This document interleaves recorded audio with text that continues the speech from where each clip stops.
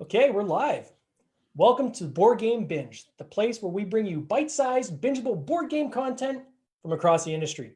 I'm your host, James Staley, and today we're chatting with Sarah Shah from Board Games in a Minute.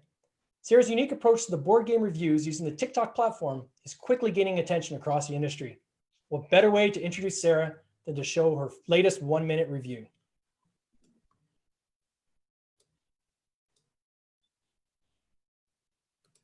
This video is brought to you by Tabletop Echo Party. Let's talk about chai. If you're a fan of tea just like me, then you'll enjoy this game. You are a tea merchant specializing in a type of tea. That tea could be oolong or rooibos or even green tea. You need those tea leaves as well as other items in order to fulfill as many customer orders as possible in order to get those points. So for example, this customer needs oolong tea as indicated by the color of this cup. And you're also going to need lavender flavor as well as vanilla and chai spices in order to get those 7 points. So on your turn, you can visit the market in order to get flavor tiles. And you can hold up to 12 flavor tiles on your board at a time. You can pay the higher coin cost in order to get adjacent tiles of the same color. So for example, for these 2 lavender tiles, you will pay 1 gold coin. You can also visit the pantry in order to get pantry items up to 3. And you can refresh this board for 1 copper if you need to. This game takes place over 5 rounds as indicated by this temperature tracker. This game has amazing components, by the way. And there's a new expansion called High Tea, which introduces world tea rooms. So yeah, it's on Kickstarter until tomorrow, so check it out. Wow. First of all, I love and this is amazing board pieces, by the way, comment, little side note in there for a half a second. Mm-hmm. That's like drinking from a fire hose. Imagine that much. Like chai is a very robust game. Not only did you get through the game of chai in 1 minute, but actually 2 versions of chai in 1 minute. So Sarah, welcome. Thank you so much for joining us. How are you doing? Yeah, I'm good. Thank you. Thank you for having me. Oh, it's great to have you. Really, really appreciate it. I got to tell you, when people see your videos, they may not realize that this is fairly new. You've only been around for a few months, but my God, you are rising very, very fast. Your videos are seen everywhere. Everywhere I look, I see one of your videos. So I'm sure a lot of people that see you're gonna say, "Oh, that's the person that does 1 minute videos." So this is awesome. So tell us a little bit about these videos. Explain to me, kind of in your own words, what is Board Games in a Minute? Yeah, I just try to get the gist of a game across in a minute. So, I always tell people if you're looking for like a in-depth analysis or in-depth explanation of the rules, my videos are not going to give you that, right? Because there's no way I can fit that into a minute. So I just try to give you the gist of the game in a minute, just like a little taste of the game to see if it's something you might enjoy. And then you can go out and maybe do some further research to see if it's the right game for you. So I try to get some, some rules, some explanation of how it's kind of played, but that's basically it. Yeah, so depending on the complexity of the game, sometimes I can, get more across, sometimes not as much. It depends on how complex the game is. So for each of these games, I assume you've played them first, right? So you have an idea how to play the game, obviously. Yeah, definitely. Yeah, I don't think I could make a video unless I've played the game first. Yeah. Sure. And then take me through the process of creating these videos. Like, is it something that you write, or is it something that that you kind of edit together? How do you do it? It comes across like it's one take.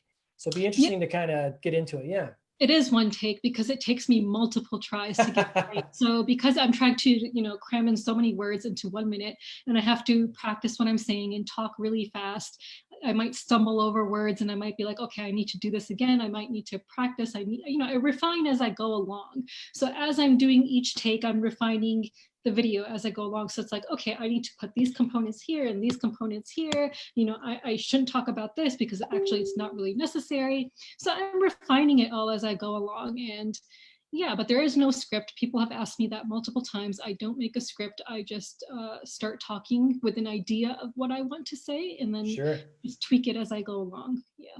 That's kind of a cool process. I know some people might like write bullet points and to say, oh, I want to try to get through these things. Now, you're a lawyer, I guess, is your day job, right? Yeah. So has this influenced how you're able to kind of compress information into a very straightforward, condensed, concise kind of statement, or like 1 minute kind of recap? Yeah, undoubtedly, I think it has, because as an attorney, when you're before a judge doesn't want to hear you ramble on for like 10 minutes, right? They want you to get Sure. straight to the points. So you need to know how to get your point across effectively and quickly and make it have an impact. So I think being an attorney has helped me to, make concise videos and try to get the gist of a game across in a minute. So I definitely think it's probably helped me. Yeah. It's amazing. I talk to people and that see videos or even some of the videos I've done, and videos always seem easy, right? So if you're watching something online and you think, oh, that person just, whipped out their phone and just cranked something out in a couple minutes, videos take a long time to make, right? So whether you're doing it in one take, like in your case, or if you're doing a video that you're editing, for every, 5 minutes you see online of video, there could be hours of work to go into that. How long does it take you, kind of start to finish, when you pick a game, you're going to do this, this video, to when you actually have a finished piece that gets uploaded? How long does that roughly take per game? Minimum half an hour. I've had some that have Oh, wow. taken me an hour and a half. So it ranges between half an hour to an hour and a half, depending on the complexity of the game and how many times I might stumble over some words. So yeah, it does take time. Which one took the longest? Oh my God. Gloomhaven? No, Gloomhaven, because Gloomhaven, I didn't actually go into how to play, right? So I just Sure. basically talked about why it's a game that anyone might want to pick up, whether you're an experienced Gloomhaven fan or someone who's new to it. So I basically talked about the ease of entry into this world of Gloomhaven. I might make a video at some other point about Gloomhaven and the actual how to play, like mechanics, but Sure. I think my longest videos have probably been like Chocolate Factory or like Brass Birmingham, probably one of those. Yeah. There's always a focus on like the components, right? Like you make sure that, you're highlighting the fact that, this has got these neat little components, or is very tactile. I'm watching a video, but I can almost feel the components when I'm hearing you talk about them. Yeah. I like to show the components.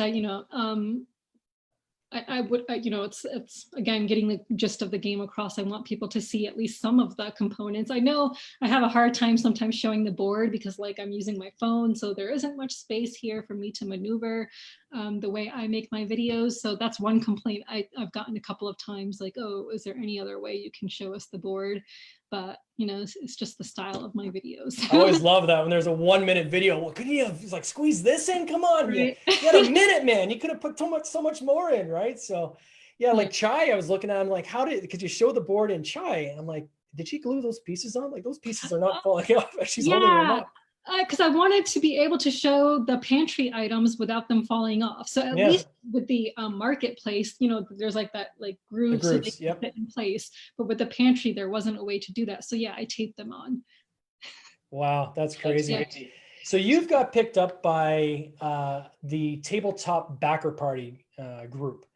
Yeah. So now before, like, were they always part of this kind of from the beginning, or was it something where they saw you doing videos and they said, hey, how can we, be part of this, or how did that work? Yeah, it was pretty early on, actually. I don't remember how early on, but I know that Daniel reached out to me pretty early when he noticed my videos and was like, how can we support you? And so, I was really touched that someone in the industry was like reaching out to me to see what they could do to promote my videos.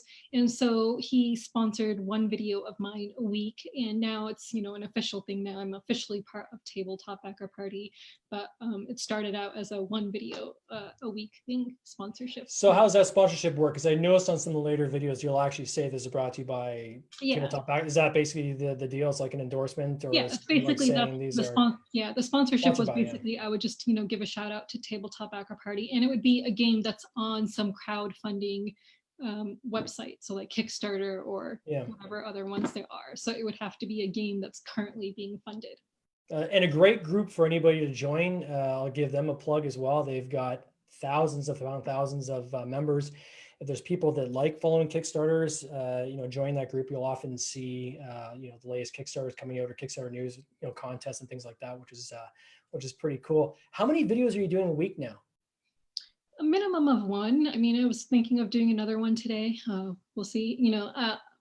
my lighting is bad. I finally just invested in a ring light. I think that's what it's Sure. called. But like I try to do my videos if it's daylight outside. So I think I've done maybe one in the dark. I can't remember with my light on, but yeah, at least one a week, maybe two.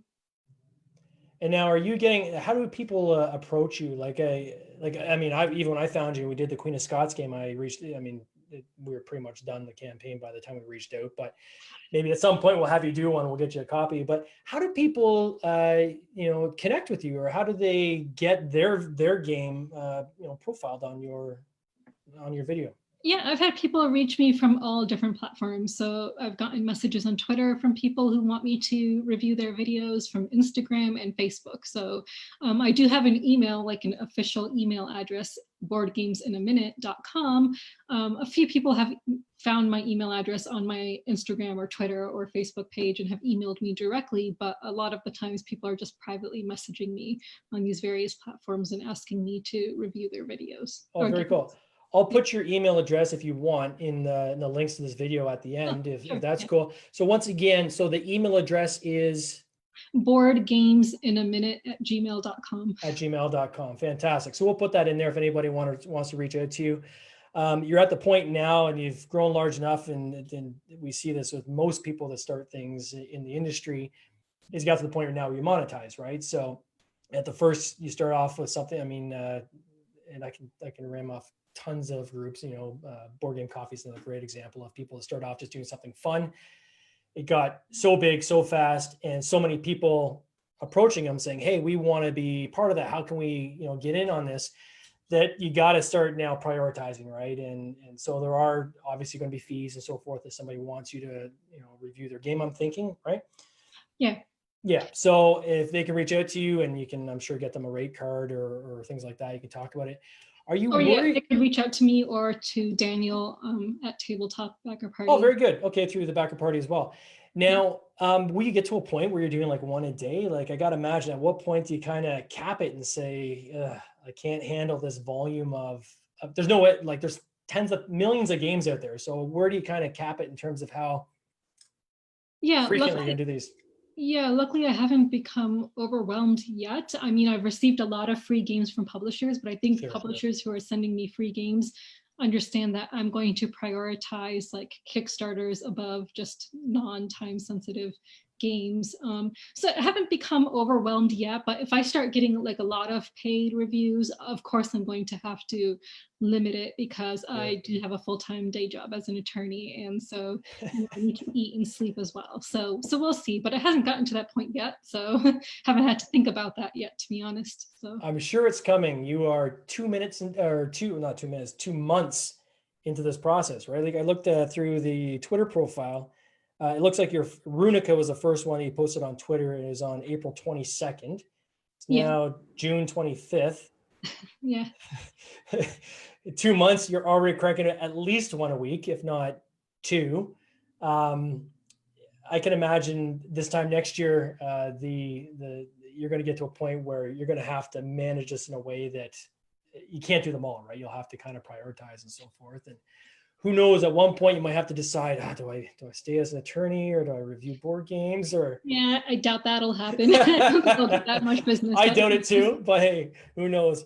At least you're not bringing up board games in the middle of a court case by accident, right? It's not kind of blending over. So how did you get into this in the first place? Like, is board games always been part of your life, or did you grow up playing board games, or when did you kind of formulate the interest? Yeah, so naturally I grew up playing the classics like Life and Candyland and stuff like that. I do remember when I was a kid, I'm the one who wanted to play board games with my sister all the time, and she wasn't interested, like, those classic games. So then, board games didn't really become a part of my life again until I was in law school, and a law school friend introduced me to Catan, and I became obsessed with Catan, and I wanted to play Catan way more than they did. So of course that didn't happen. I think we played a total of 3 times, and that was it. And I had an amazing sheep strategy. The one time I ever won, I had this really cool sheep strategy. They thought I was an idiot for like wanting all their sheep, but they didn't realize that I had a port where I could trade in the sheep. So they weren't really paying attention. So that's like the one time I ever won in Catan. Anyway, So then I moved to London after law school for a few years, and I joined London on Board, which is this amazing community of board gamers from meetup.com. I mean, they meet like every single night of the week, basically, and like around 50 to 55 people show up in a pub to play board games. I didn't get to go as often as I would have liked. I think I went maybe like 10 or 12 times total, but I discovered so many new games that way, and I absolutely loved it. And then I moved back to the US in 2016, but I was busy studying for the bar at that time. So I didn't get back into board gaming seriously until 2017. Oh, wow. Now, meetups is a great way for people to learn not only new games, be exposed to new games, but different styles of games too, right? So like yourself, you know, I had the classic, the Monopolies, the Risks of the world when I was growing up. Catan was kind of the first real game, I would say, that's kind of not the classic game, but kind of the new style, kind of Euro type games. And it's like the gateway drug, right? People start Catan, and then they get the expansion packs, and they get into it, and then they reach eventually that point where they get sick of Catan, and they get on to other. You're not sick yet? Oh gosh. No, because it was my gateway drug into this world. I could never get sick of it. Like, I'll happily play Catan with anyone who wants to. I don't think you could pay me to play Catan, but it's still in my collection. I'll reserve that time to play other new games. But yeah, meetups is a great way to meet not only people, but to kind of learn more about the industry, which is pretty cool. So so your love of games. So you're studying for the bar, and then you obviously become a lawyer, and then you start getting. How did you get back into in 2017? How did you get back into board games? So yeah, meetup.com. I was like, I want to join a board game group. And I was living in an hour away from where I am right now in my hometown of like the Binghamton, New York area. Sure. And so I saw that there's a meetup in Ithaca. So I started making the hour-long drive to Ithaca to attend their meetups, and now I run one of the meetups here on Wednesday nights. Of course, we're on a moratorium. You know, I've been running it since like 2018, I think now. But yeah, we're on a moratorium. Of course, we haven't met up since March. But yeah, I started making the hour-long drive once a week to attend game nights in Ithaca, and then I saw that there was an attorney position available in Ithaca, so I moved here. So I could be closer to a gaming community. It's a really good gaming community here. Like, so I would do my Wednesday night meetups, and then there's a Thursday night group, and then a Friday night group at Cornell University. And there is some overlap between the groups, but not so much. So it's a pretty sizable gaming community. And we have a really good game store as well. So you changed your career location to follow your board game passion. Wow. Yeah. Yeah. That's huge. That's amazing. So where does it go from here? Like so now you've got, you know, we're obviously on this COVID lockdown. Yeah. I don't know how are you playing games now? Are you? Yeah, I have a few friends that I feel comfortable, safe playing with. So I know that I wear a mask when I go out, and, you know, I've been social distancing from other people. And so the few friends that I know have been doing that as well, and they feel comfortable playing with me, and I feel comfortable playing with them. So I'll invite them over for game nights. So I have a handful of friends that I'm still able to play with, which I'm grateful for, because I could not live without playing board games. And what about some of the online platforms like Tabletop Simulator or Tabletopia or Board Game Arena or any of these guys? Yeah, so I had a lot of difficulty the one time I played Tabletop Simulator. It was just very difficult for me to maneuver stuff. I know that's probably due to my own technological ineptitude. But so then I joined Tabletopia, and the first game I ever played on Tabletopia was like with Rachel Blask. We played Mint Control or one of the Mint games. And I was surprised at how easily I could just pick up stuff and flip cards over and move stuff. So yeah, I fell in love with Tabletopia, but unfortunately, you know, I don't have many friends on there, and I would love for people to play with me. I even made a little video on Twitter once asking people to join and play games with me, but so far that has yet to happen. So for anybody listening, so with Tabletop Simulator, I agree. It's very, I think you do need more technical skill to play Tabletop Simulator, because you'll have a virtual version of the game pieces, for lack of a better word. And then you are having to use your cursor to go and use your virtual hand to literally pick things up and even set up the board in some cases. Sometimes you can automate it, but it's a lot more, you have to be a lot more tech savvy. Tabletopia is kind of halfway between there and Board Game Arena, where there still is some manual picking up and so forth. And then Board Game Arena, It's which is super one easy. I Yeah. love to play, which is super easy. Everything is automated. Oh my Sometimes God, it's yeah. I've too played so many simple. games of Takenoko on Board Game Arena. So Yeah, many. exactly. Sometimes it can be too simplified, but the cool thing there is there's over 20,000 people worldwide that are playing, usually, Yeah. especially now at any given time. So even if you want to meet people or have virtual friends or just, I mean, you can join in games join a table all the time. So I know at the beginning of the COVID kind of lockdown, that's what I was doing. If I didn't have anybody to play a game with, and I felt like, I got an urge to play a game tonight, I'd go Yeah. on Board Game Arena, I'd pick a game, open up a random table, and I'd be playing a game with other people. So it's definitely that the technology now allows us to enjoy something that even 10 years ago, we probably wouldn't have been able to do the same thing. You just would have been out of luck, right? So I think we're going to see a lot more one-player games starting to come out in this next year. If you look for Kickstarters, I think you're going to see a lot more There's options been for people. yeah, there's been quite a few already. I mean, I love games with solo modes because I started Sure. playing solo games in February, Yep. and there's been a few already, like the Rat Catcher, which looks amazing. So that funded a few months ago. I don't remember when, but I'm super excited. Yeah, for the Rat Catcher. Yeah, exactly. So where do you go from here? What's your kind of your goal, your vision? This thing kind of just came together. You've got a logo now, which really looks cool, by the way. I love it with the gears and stuff, looking like time, right? Where do you go from here? Yeah, I don't know. I mean, I would still love to, I want to continue doing this. I enjoy it. It's a lot of fun, and I've gotten to meet so many cool people in the industry. It's amazing. And I would like to keep on doing it for as long as people want to keep on watching my videos. So yeah, I really would love to attend conventions and meet some people who enjoy watching my videos, and, just, yeah, just keep on doing it. So I don't know. Will there be like a video at some point where you'll have like a full reel of your 1 minutes? Like I know the one store said they'd like to see something like that played on a loop. Is that something you might even offer at one point to say, you know what, here's a maybe a 30-minute video of 30 games that a store can play on loop Oh, at their location or something like yeah, that? I didn't even realize that they might actually want me to put that together. So I know someone reached out to me and asked if they could play my videos on a loop at their store. And I was like, yeah, sure. And I figured that they would just know how to download it and take care of all that stuff. Yeah. I didn't even think about combining them myself to do that. It just didn't even occur to me. So yeah.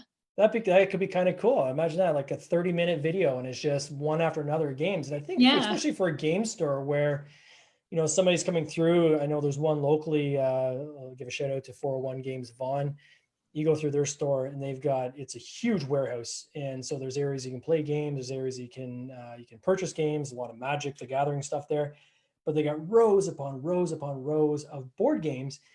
And you're looking at the titles and kind of looking at the boxes and saying, that looks interesting. That might be something I want to play. I could imagine a video playing in the corner where maybe they're profiling that month. This month, here's the 30 games that we're doing a 1-minute video on. And I was like, oh, that's something interesting. And maybe the store puts a little display up with those particular 30 games. So if somebody wants to pick them up, it's very easy to grab it off the shelf. So there's some marketing ideas out there for the stores that want to do some work with Sarah. Yeah, that's pretty cool. I didn't really think about that, but yeah, that's pretty cool. It would be cool. So once again, it is Board Games in a Minute. Now your website is boardgamesinminute.com if people want to find you. No, I don't have a website. I have a Tumblr page. I just made it recently. So yeah, it's boardgamesinAminute.tumblr.com, or is it Tumblr first and then Board Games in a Minute? It's one or the other. But yeah, if you go to my Twitter page, it'll link you to my Tumblr page. But yeah, I have a YouTube page, Board Games in a Minute. I'm Puffendor on Twitter, Puffendor on TikTok, and then Board Games in a Minute on Instagram. And I have a Facebook page, Board Games in a Minute. And we're trying to reach 500 members. James Hudson very generously put up $100 gift card for grabs if I reach 100 likes. So yeah. Well, certainly what we'll do is we'll try to put a link anyways in our thing to your page. So if people want to go check your page out, it'd be awesome if they could go check out your page and give you a like and join as a fan and see some of the content that's coming out. Once again, congratulations. That would be awesome. Yeah. Awesome. Well, thank you so much for coming on the show. I really appreciate it. And all the best with Board Games in a Minute. Thank you. And take care. Cheers. Bye-bye. Bye.